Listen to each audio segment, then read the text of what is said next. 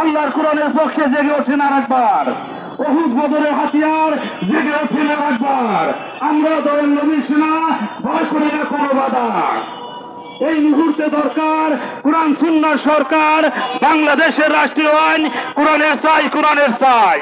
কোরআন সুন্নাহর বাহিরে অন্য আইন মানি না, কোরআন সুন্নাহর বাহিরে চলবো না, চলবো না। আর বাংলাদেশের রাষ্ট্রীয় আইন কোরআন ও সুন্নাহর হলেই দেশে শান্তি আসবে, এছাড়া শান্তির কোনো পথ নাই।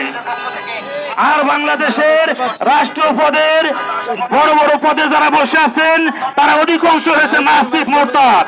এদের ঈমান নাই, এরা ঈমান হারাবে ঈমান। তারা বলে না বলে বাংলাদেশের রাষ্ট্রীয় আইন কোরআন সুন্নাহ হলে দেশে শান্তি আসবে, এগুলো এই কথা বলে না। এগুলো নির্বাচন দিব, সংস্কার করবো, আজে বাজে কথা এগুলো বলে। যে সমস্ত কথা ইমানদারের মুখে শোভায় না। এবং বাংলাদেশের অনেক বড় বড় দলের নেতারা বলে তারা শরীর আইন বিশ্বাস করে না। শরীর আইন বিশ্বাস না করলে ওগুলো হইলে নাস্তিক, মুরতাদ, ঈমান হারাবে ঈমান। ওগুলার পিছা হাঁটা, ওগুলার কথা শোনা, এগুলো কোনো ঈমানদারের লক্ষণ না।